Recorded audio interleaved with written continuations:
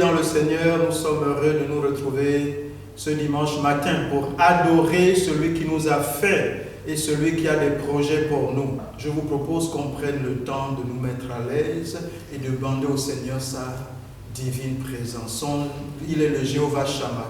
Il règne au milieu de la louange, de l'adoration de son peuple, et nous voulons qu'il règne au milieu de nous. Là où vous êtes à la maison, il faudrait le faire descendre pendant ces moments-là. Nous ne sommes que des instruments, nous ne sommes que des moyens pour vous permettre d'être en interconnexion avec le Seigneur, avec nous ensemble. Nous lui rendons culte. Quand bien même géographiquement nous ne sommes pas sur le même lieu, mais spirituellement nous sommes ensemble en lui, avec lui. Donc nous voulons ensemble avec vous partager ces moments. Que Dieu vous bénisse, bon culte. Dès à présent, nous voulons entrer dans sa divine présence.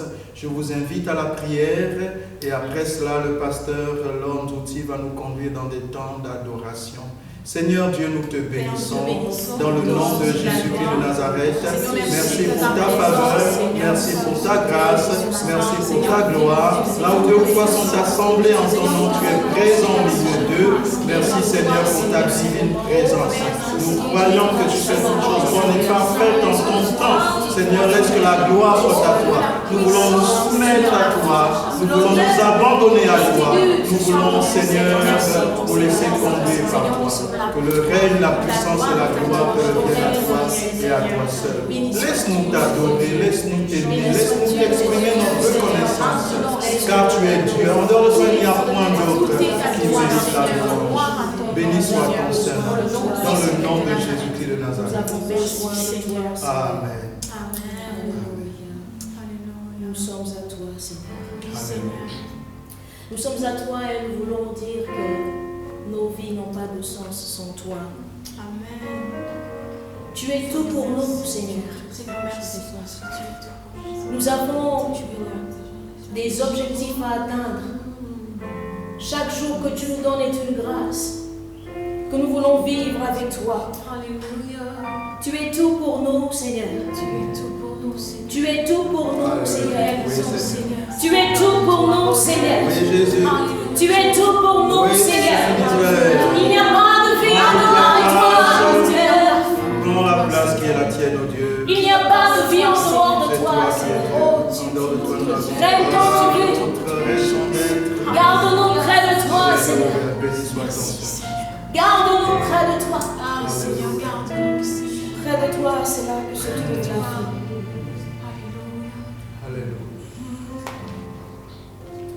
Attire-moi à toi.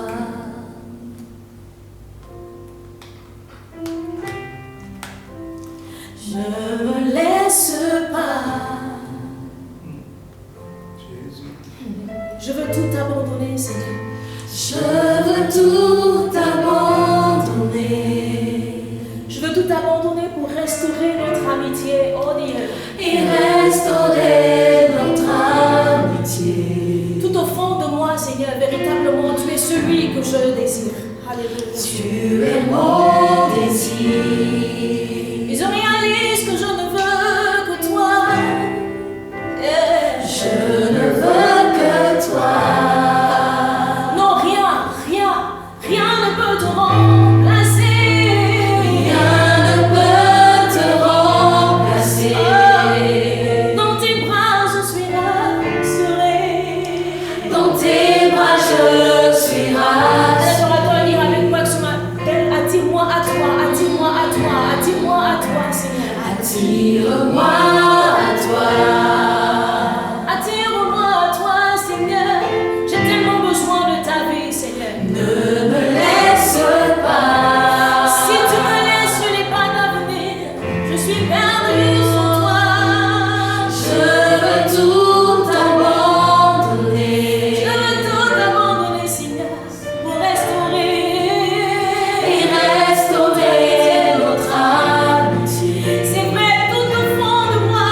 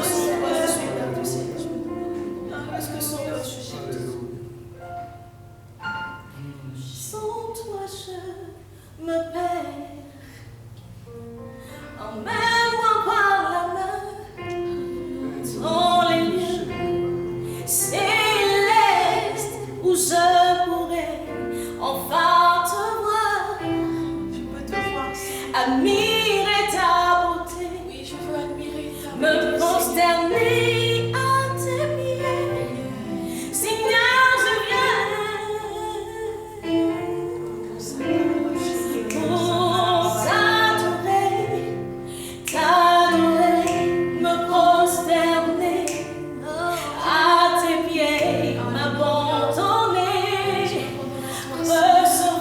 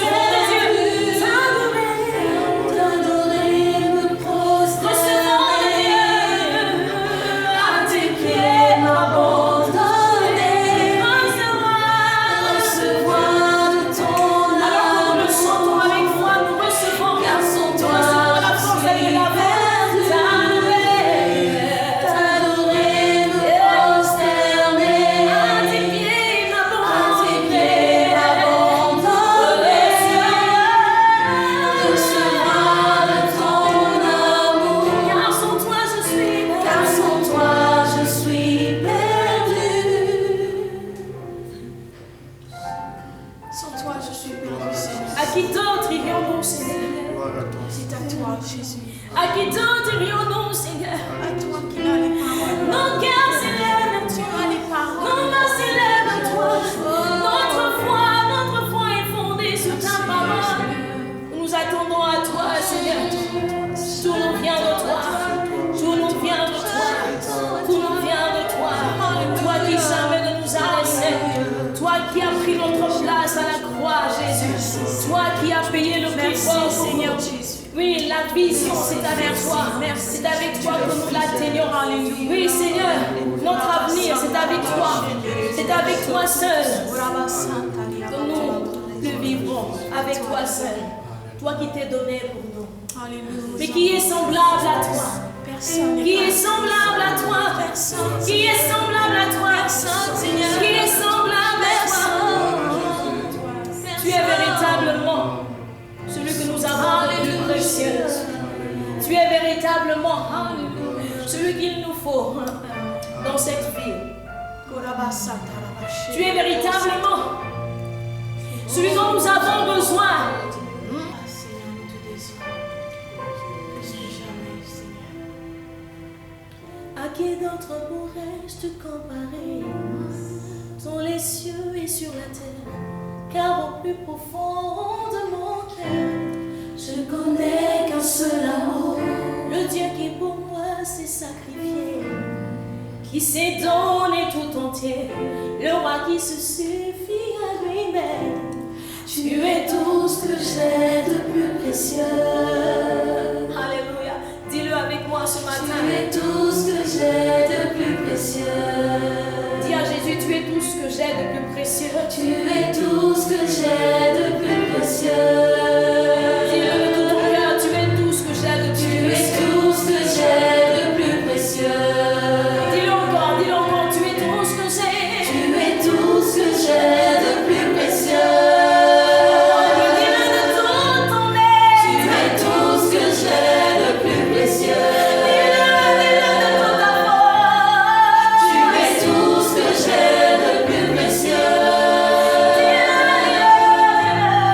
Tu es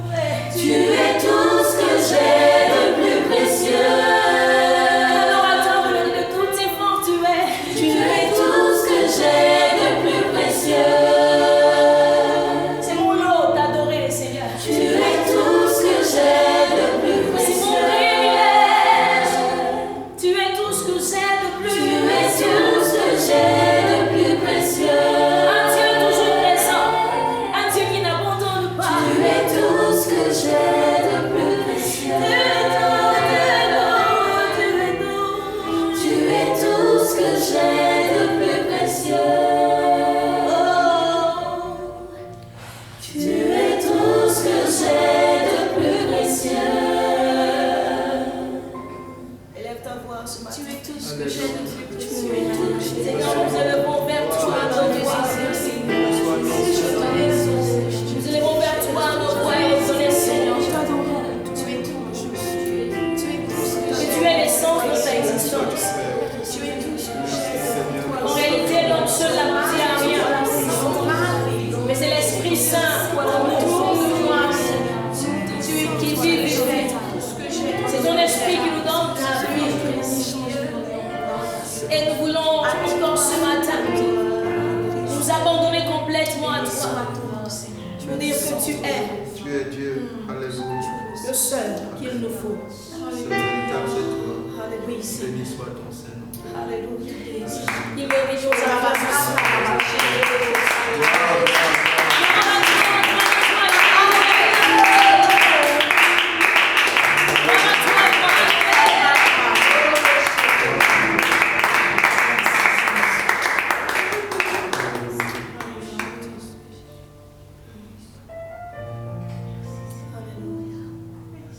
Amen. Amen, amen, amen, amen, amen. Dieu est bon, Dieu est bon, Dieu est bon, Dieu est bon. Il est bon ce matin pour toi, il est bon ce matin. Il est bon ce matin pour moi. Il n'a pas changé. Alors qu'il a fait grâce de ce que le soleil puisse se lever sur moi ce matin, je crois que c'est un privilège, une faveur, une occasion pour lui dire merci.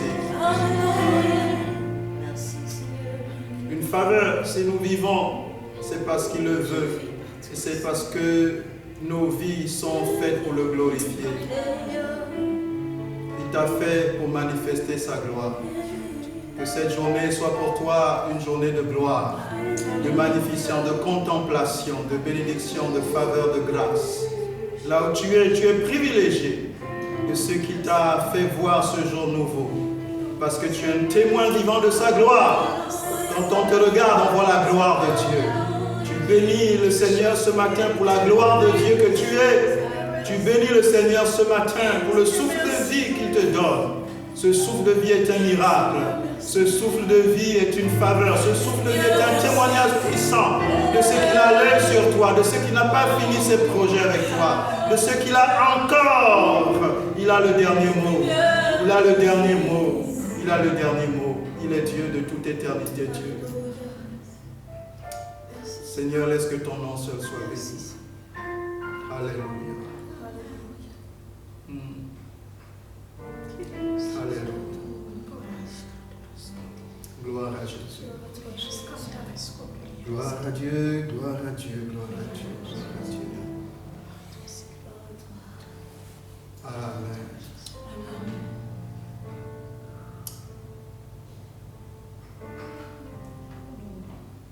Je prie que là où vous êtes, le Seigneur manifeste aussi sa présence.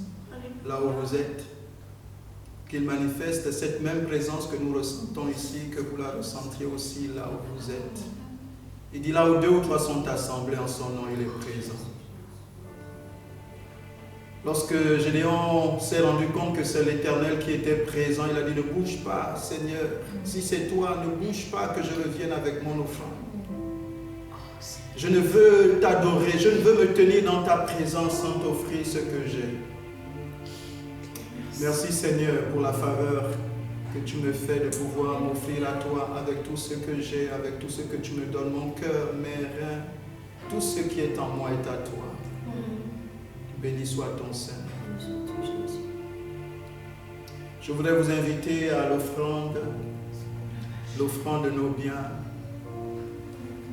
Aujourd'hui, nous la symbolisons avec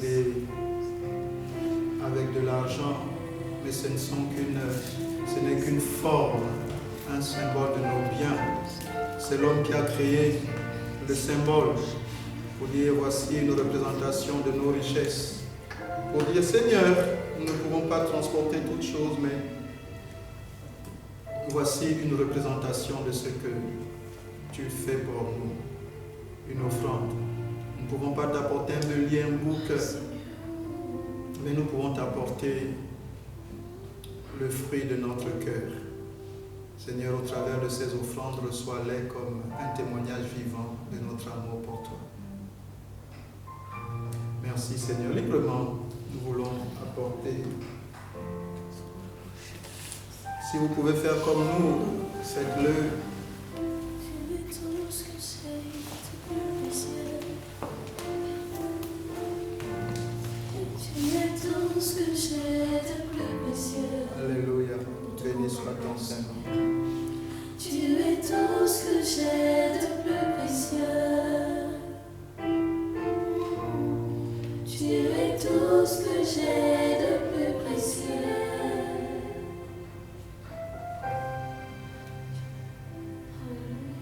Seigneur, nous te bénissons encore et encore et encore et encore.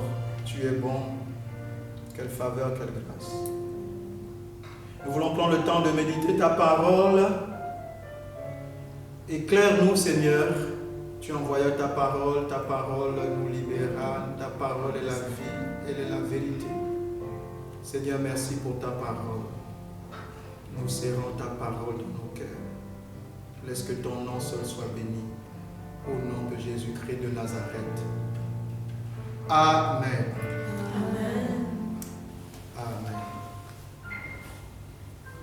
Nous voulons prendre le temps de méditer la parole de Dieu.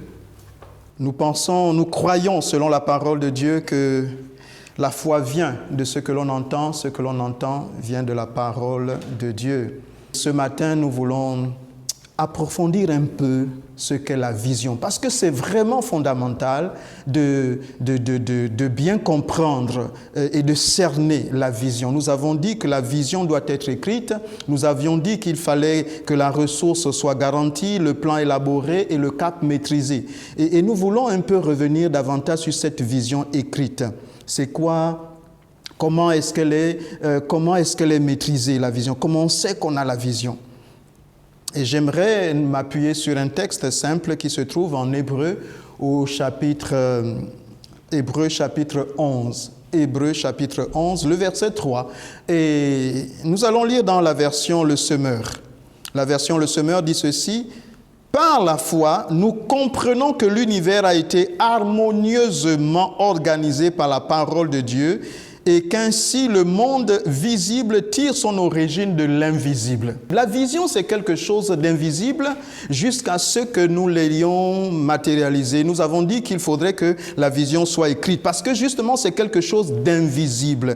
Et nous devons nous intéresser aux choses visibles parce que ces choses visibles, ces choses invisibles découlent tout ce que nous voyons. Une définition de la vision, selon le dictionnaire, si vous prenez un dictionnaire, la vision, c'est en fait l'action de voir ou de se représenter en esprit. L'action de voir ou de se représenter en esprit. Voir, en fait, ce qui n'est pas perceptible de nos yeux physiques, mais le voir en esprit. Donc, la vision, c'est l'esprit. La vision, c'est l'esprit. En fait, la vision, j'allais dire, c'est ce qui reste quand il n'existe plus rien. La vision, c'est ce qui reste quand il n'existe plus rien. Quand on a tout perdu, quand on est dans le désespoir total, il doit nous rester la vision, le spirituel, l'esprit, l'invisible. La vision est souvent donc assimilée à un rêve. La vision est souvent assimilée à un rêve parce que non seulement le rêve est immatériel, mais aussi parce que en général, le rêve, encore plus qu'immatériel, il est souvent hors de portée. Il est souvent hors de portée, le rêve. Et c'est ainsi qu'Ellen Johnson Sirleaf dira que si vos rêves ne vous font pas peur, c'est qu'ils ne sont pas assez grands. Et donc nous vous invitons à les changer. Si vos rêves ne vous font pas peur, le rêve c'est quelque chose d'inatteignable, le rêve c'est quelque chose de grand, c'est quelque chose de spirituel. Nous dirons donc qu'une vision en fait généralement commence par un rêve. La vision commence par elle. La vision est spirituelle, le rêve est spirituel, le rêve est immatériel, le rêve est dans l'esprit et la vision trouve sa source dans le rêve, si je peux dire ainsi. Donc, il est essentiel, le rêve est essentiel. Le rêve, donc, est celui qui va définir, influencer notre destinée, le rêve. Donc, La grande question, c'est de savoir comment naissent les rêves et que ces rêves qui nous déterminent. Comment donc avoir des rêves? Comment pouvoir... comment avoir des rêves? Quelle est l'origine des rêves? D'où viennent les rêves? 2 sources, en vérité. Je retiens 2 sources. Premièrement, le rêve intervient... En fait, c'est Dieu. Premièrement, Dieu intervient directement. Le rêve, c'est Dieu qui le donne. Lisons Nombre, chapitre 12, versets 6 à 8. Écoutez bien ce que j'ai à vous dire, c'est Dieu qui parle. Écoutez bien ce que j'ai à vous dire. S'il se trouve parmi vous un prophète de l'Éternel, c'est dans une vision que je me révélerai à lui, ou dans un rêve que je lui parlerai. Mais les choses sont différentes avec mon serviteur Moïse, qui est fidèle dans toute ma maison. C'est de vive voix que je lui parle, de façon claire et non dans un langage énigmatique. Et il voit l'Éternel de façon visible. Un texte un peu difficile. Il voit l'Éternel, il voit l'Éternel de façon visible. Comment donc avez-vous osé critiquer mon serviteur Moïse? Wow. Donc voici ce que Dieu révèle ici à Aaron. En fait, il s'adresse ici à Aaron et Myriam qui ont murmuré contre le serviteur Moïse qui était appelé de Dieu, à qui Dieu s'est révélé pour sortir Israël de la captivité d'Égypte où ils étaient. Et donc, Aaron et Myriam ont murmuré contre Moïse et Moïse les prend à part, il les convoque dans la tente et là il se révèle et il parle à Aaron et Myriam et leur dit que vous faites attention. Aux hommes ordinaires, je parle et même aux prophètes, je parle par des visions, par des rêves. Mais à Moïse, je lui parle de façon personnelle, de façon audible. Ce que je veux ressortir dans ce texte, c'est que les gens en général pensent tout simplement qu'il faudrait entendre Dieu de façon audible pour que Dieu nous ait parlé. Mais il dit ici, il parle souvent par des songes et des rêves. Donc Dieu nous parle, peut nous parler à nous directement par des songes et des rêves. Au temps de Moïse, bien entendu, on ne peut pas imaginer que... On a du mal à imaginer que tout homme puisse voir Dieu face à face. Encore, je suis presque certain qu'il s'agit ici d'une figure de style pour parler de la théophanie. Lorsque Dieu veut se révéler à Moïse, il se révèle par théophanie. Et donc, c'est ainsi qu'il parle de le voir directement. Personne n'a eu l'expérience du buisson ardent. Aaron et Myriam ne l'ont pas eu, mais Dieu s'est révélé à Moïse par le buisson ardent. C'était une théophanie, ce n'était pas Dieu comme nous le verrons en chair et en os. Il n'est pas chair et os, il est esprit. Donc il emploie des théophanies, il emploie des formes. Il peut se révéler parfois au travers même d'un homme et c'est Dieu. Donc ici, quand Dieu dit qu'il veut parler à Moïse visiblement, c'est au travers de théophanies. Et tout le monde n'a pas toujours l'opportunité de voir Dieu au travers d'une théophanie. C'est quelque chose d'exceptionnel, d'extraordinaire, de particulier. Mais ce qu'il nous révèle dans ce texte, c'est qu'il peut parler aux autres et il peut parler à tout le monde. Voici en Joël au chapitre 2, verset 28, pour d'autres versions, c'est Joël chapitre 3, verset 1, il dit « Après cela, je répandrai mon esprit sur toute chair, vos fils, vos filles prophétiseront, vos vieillards auront des songes et vos jeunes gens des visions. » Vos vieillards auront des songes et vos jeunes gens des visions. Donc, en fait, pour dire que dans ces derniers temps, même si tu n'as pas une théophanie, même si Dieu ne s'est pas révélé à toi physiquement, il se révèle à toi au travers de songes et de visions et de rêves. En fait, la différence entre le rêve et la vision, c'est juste que l'un, on est endormi et l'autre, on est plutôt éveillé. Mais c'est toujours Dieu qui se révèle à nous, qui nous fait voir quelque chose que notre intelligence ne voit pas. J'aimerais dire quelque chose, c'est que on ne peut pas te voler un rêve, on ne peut pas te voler un songe, on ne peut pas te voler une vision. Le songe, la vision, le rêve, c'est quelque chose qui t'est personnel. Personne ne peut te le voler. On peut te voler un projet. Les gens ont peur d'exprimer leurs projets, de partager leurs projets parce qu'ils ont peur que l'on le leur vole. Mais si ton projet est inscrit dans une vision, on ne pourra jamais te voler ta vision. On peut prendre un projet, mais on ne peut pas prendre le projet avec l'esprit dans lequel tu l'as reçu. Il n'y a que toi qui peux réaliser ton projet comme tu l'as reçu. Il y a quelque chose que tu reçois au travers du songe, au travers du rêve. Donc ce qui serait bien, c'est de transformer ton rêve, transformer tes projets en rêve.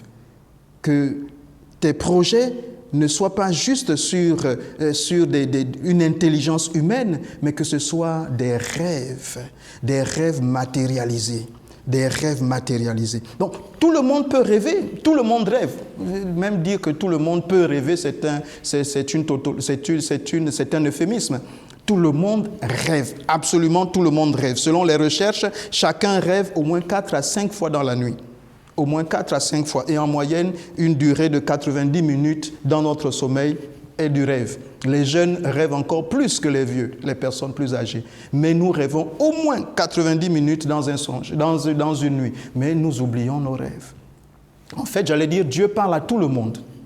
Dieu parle à tout le monde au travers du rêve. Souvenez-vous de l'histoire de Joseph. C'est à partir d'un rêve qu'il a compris sa destinée.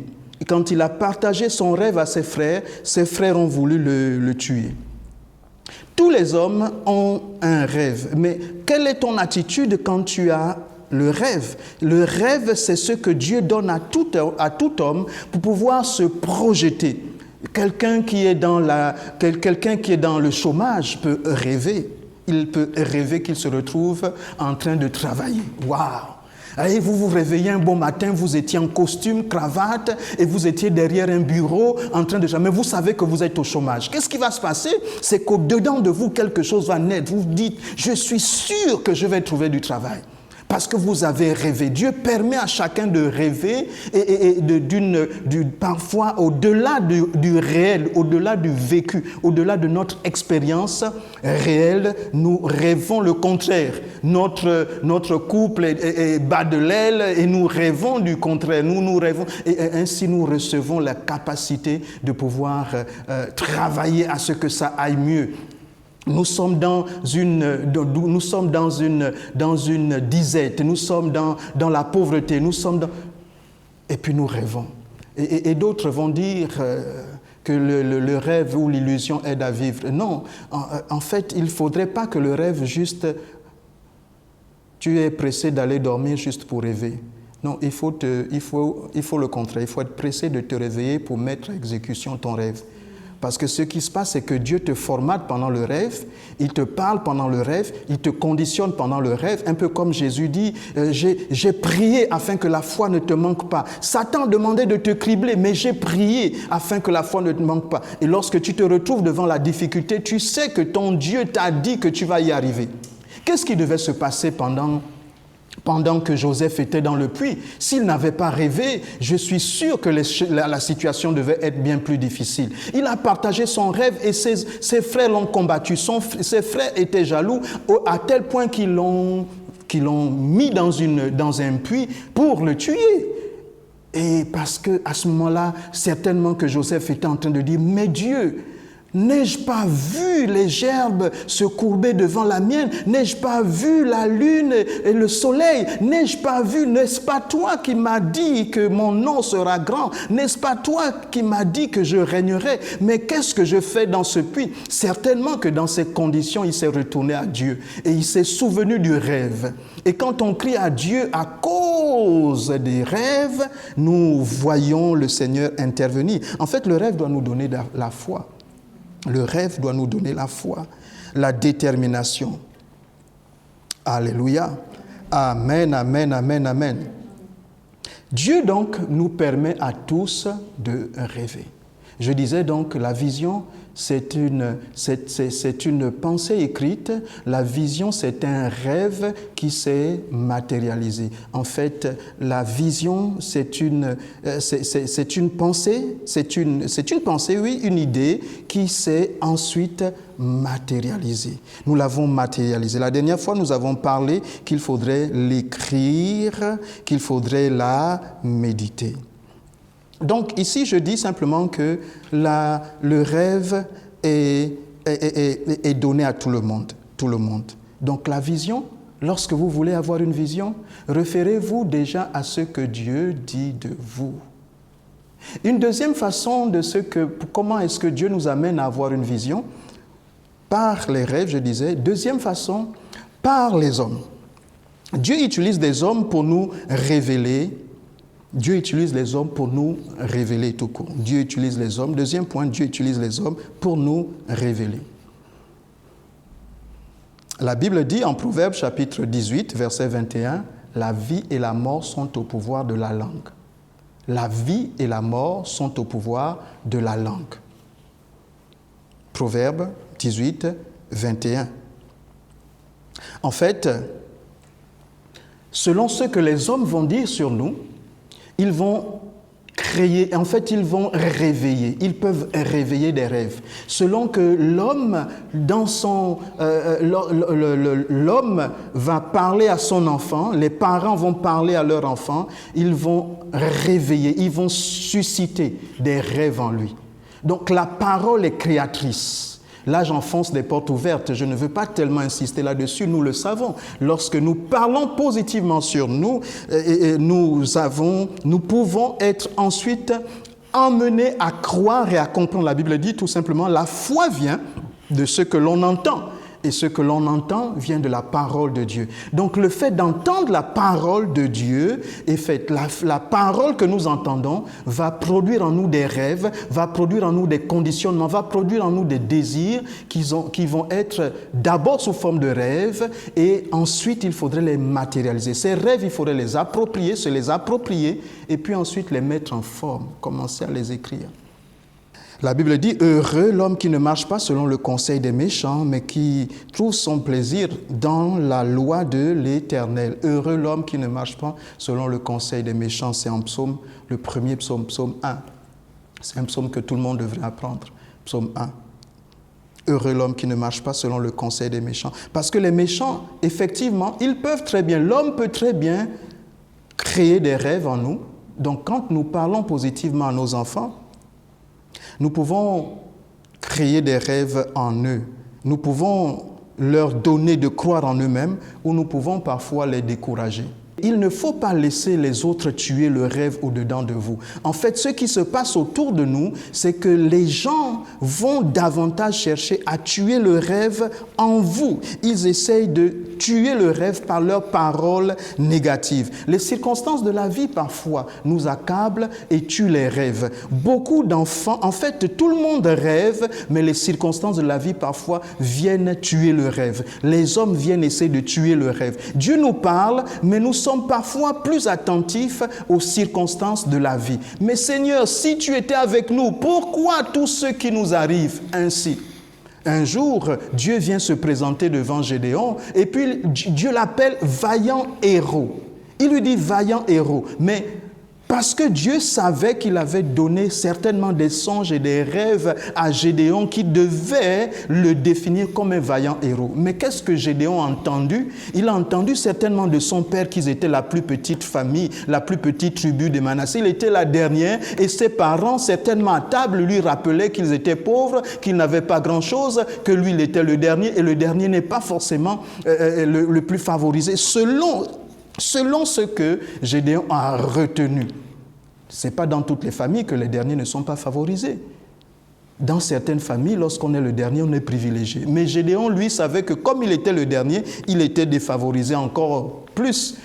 Mais parce que son père lui a tenu un autre langage. La Bible nous parle de Joseph. Le père de Joseph aimait Joseph et Joseph avait une liberté de s'exprimer devant ses frères, quand bien même il était plus jeune, mais il avait une liberté de s'exprimer devant ses frères parce que son père lui montrait qu'il l'aimait de tout son cœur. Son père lui faisait des cadeaux particuliers. La façon dont on traite un enfant, la façon dont on traite quelqu'un lui donne l'envie de rêver, lui donne l'envie de croire en lui-même, lui donne l'envie d'aller plus loin. Mais si on lui parle négativement, on va tuer le rêve en lui. Beaucoup de personnes ont des rêves tués parce que d'autres personnes non autorisées, parce qu'il ne suffit pas d'avoir une voix autorisée. Même quelqu'un, même un camarade peut tuer le rêve en toi.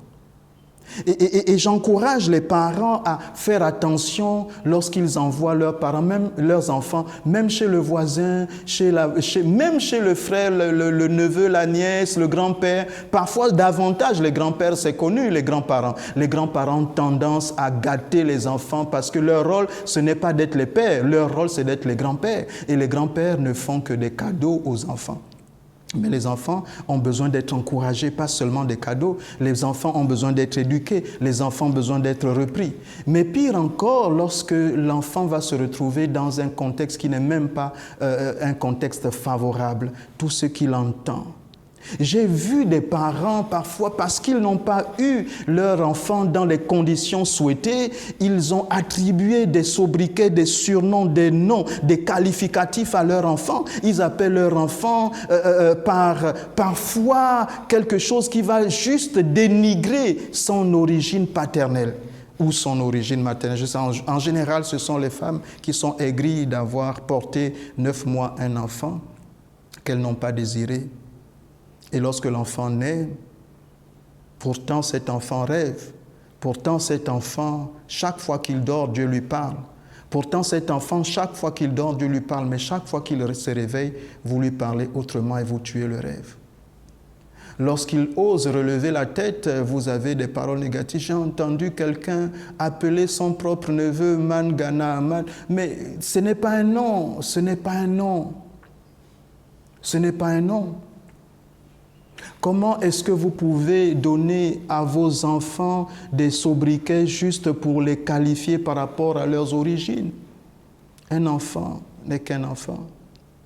Je pense encore, chaque fois que je suis des documentaires et qu'on me parle de ces enfants sorciers au Congo, je suis choqué. Comment des parents ont peur des enfants soi-disant sorciers? Mais un enfant ne peut être sorcier que si un parent lui a donné la sorcellerie. En fait, si un adulte lui a donné la sorcellerie. Un enfant ne sait pas où est-ce qu'on trouve la sorcellerie. Si la sorcellerie existe, il y a un adulte qui lui a donné la sorcellerie. Comment des adultes peuvent avoir peur d'enfants sorciers? Il faudrait que nous révisions un peu notre façon de voir les choses. Nous tuons l'Afrique. Nous tuons l'Afrique en tuant nos enfants. Nous tuons l'Afrique en étouffant les dons que Dieu a déposés en chacun. Nous ne savons pas parler à nos enfants. Nous ne savons pas parler à l'élite. Nous parlons que négativement. Et si vous-même, vous ne pouvez pas croire au rêve que Dieu a déposé en vous, vous n'aurez jamais une vision. La vision naît d'un rêve. La vision naît des rêves. Elle peut naître du rêve que Dieu a déposé pendant que tu dormais. Parfois même pendant que tu es éveillé, Dieu te donne une vision. C'est toujours un rêve. Cette vision est encore à une étape de rêve. Elle s'appelle vision juste parce que tu as les yeux ouverts. Mais c'est un rêve. Mais il faudrait le matérialiser, il faudrait le formaliser, il faudrait l'écrire, il faudrait le méditer, le repasser. Dieu t'a peut-être donné une vision en dormant ou en étant éveillé. Dieu t'a peut-être donné une vision, mais il faudrait que toi-même tu y crois. Il faudrait que toi-même tu t'y accroches. Mon soupir, en fait, je crie, je soupire après une Afrique renouvelée, une Afrique différente. J'étais choqué dernièrement lorsque nous avons entendu la pandémie qui a commencé en Chine et qui s'est déportée vers l'Europe, puis les États-Unis. Lorsqu'elle était en Europe, les spéculations commençaient.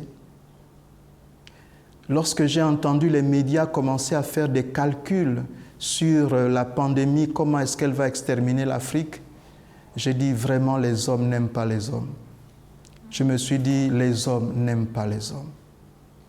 Comment est-ce que vous êtes dans la maladie, au lieu de vous préoccuper de vos morts, préoccuper de vos deuils, de faire le deuil de comment est-ce que vous allez pouvoir vous sortir de cette situation, au lieu de vous tourner vers le Seigneur et de prier, vous allez faire des statistiques sur d'autres peuples qui sont éloignés, pour lesquels la maladie n'a pas encore agi. Vous avez déjà fait des pronostics en disant qu'ils vont être exterminés en millions de morts. Ah, vraiment, l'Afrique.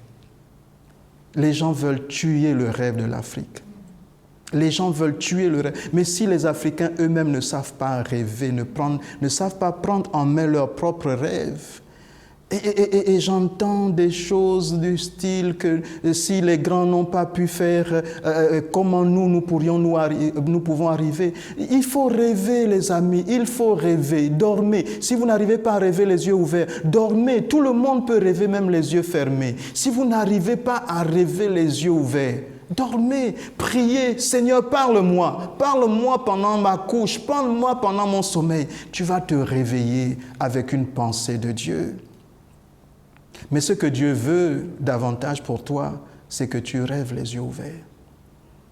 Mais si tu connais Jésus, si tu as Jésus, il pourra te dire, comme il a dit à Moïse, les autres, c'est par les songes. Tout le monde rêve, tout le monde, Dieu parle à tout le monde. Dieu voudrait que tout le monde y arrive. Mais Dieu sélectionne des personnes à qui il a fait grâce de façon particulière, ceux qui l'ont reçu comme Seigneur et Sauveur. À ceux-là, il n'y a plus de Moïse qui pourrait aller seul dans le lieu de la rencontre, dans la tente d'assignation, dans le lieu très saint. Ce n'est plus réservé aux souverains sacrificateurs. Tous maintenant, alors que nous avons reçu Jésus comme Seigneur et Sauveur, nous avons la possibilité de dire à Dieu, parle-moi Seigneur. Parle-moi, Seigneur, regarde ma vie. Quelle direction tu veux donner à ma vie? Quelle orientation? En fait, la vision, nous la recevons de Dieu. La vraie vision, la meilleure vision, elle nous dépasse parfois. Il va t'appeler vaillant héros et tu ne vas pas y croire. Mais tu es un vaillant héros parce que c'est Dieu qui connaît le potentiel qu'il a mis en toi. Ne laisse pas les autres te déterminer. Ne laisse pas les autres te juger. Ne laisse pas l'Occident déterminer ton avenir. Ne laisse pas le voisin te limiter. Il faudrait que ta seule limite, ce soit Dieu qui te la donne. J'aimerais encourager quelqu'un à rêver plus grand que ce que ses parents lui ont donné, que ce que ses voisins lui ont donné, que ce que les circonstances de la vie lui ont donné, de ce que son histoire lui a donné. Parfois, nous pouvons nous retrouver vraiment accablés. Des personnes ont courbé la tête parce que autour d'elles, on leur décrivait les circonstances, on leur décrivait leur personne de façon négative. C'est ainsi que Nathanaël dira aussi de Jésus, ne sachant pas qui était Christ Jésus, il dit, peut-il venir de Nazareth quelque chose de bon? Peut-il venir de Nazareth quelque chose de bon? Peut-il venir de l'Afrique quelque chose de bon? Peut-il venir de cet énergumène, de cet individu, de ce personnage quelque chose de bon? Quel que soit comment on t'a traité, sache que tu as l'image de Dieu et que Dieu a des projets pour toi. Et la vision de ce que Dieu ne t'a pas créé en vain, Dieu a créé un but pour toi. Et j'aimerais que tu t'accroches à ce but, quels que soient les obstacles que tu as rencontrés. Quelles que soient les difficultés que tu as rencontrées, il faudrait que tu rêves encore. Personne ne peut arrêter ton rêve.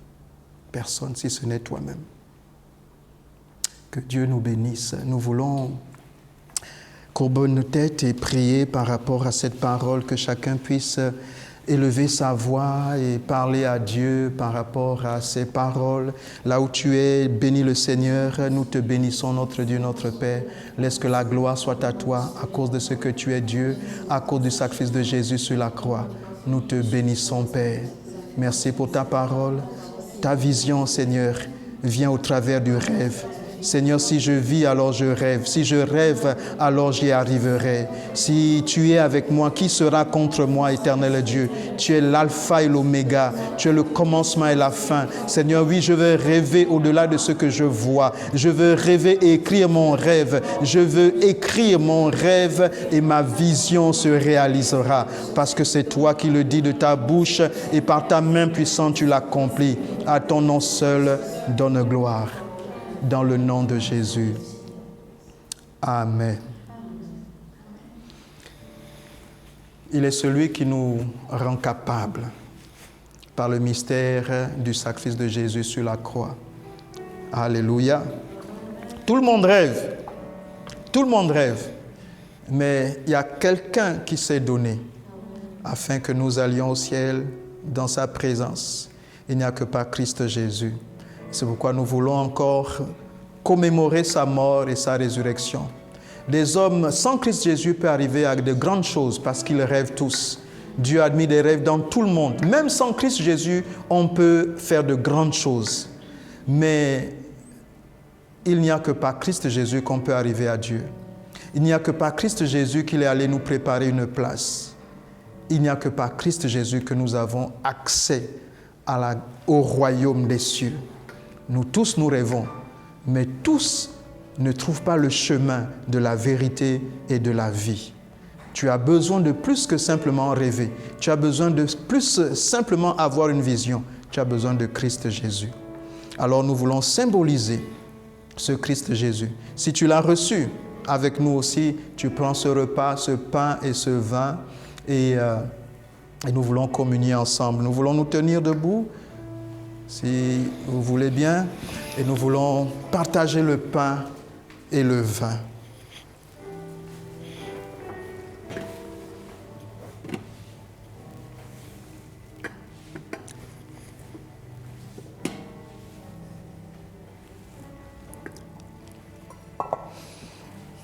Seigneur, merci pour le pain, merci pour le vin que tu nous donnes, qui symbolise et matérialise ton corps livré pour nous.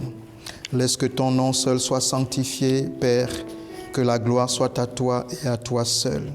Seigneur, que ton nom seul soit sanctifié. Au nom de Jésus-Christ de Nazareth.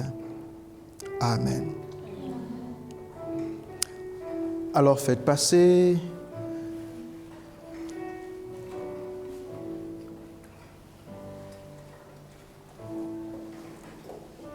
Vous êtes chez vous, vous faites passer aussi le pain pour communier ensemble. Nous allons aussi permettre à notre frère Ivan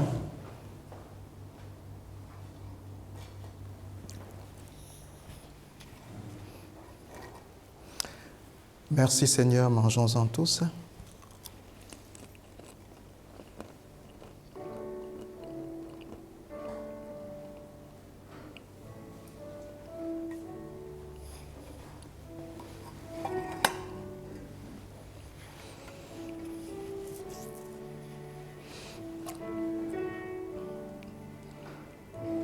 Après le repas, il a pris la coupe, il a béni aussi et rendit grâce en disant « C'est mon sang livré pour vous.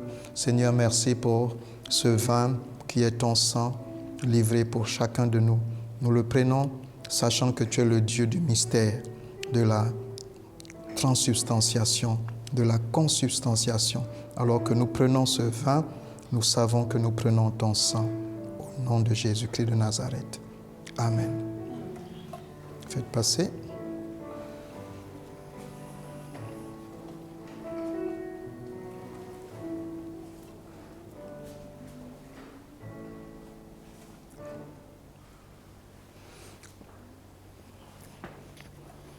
Frère Ivan, merci. Merci Seigneur. Amen.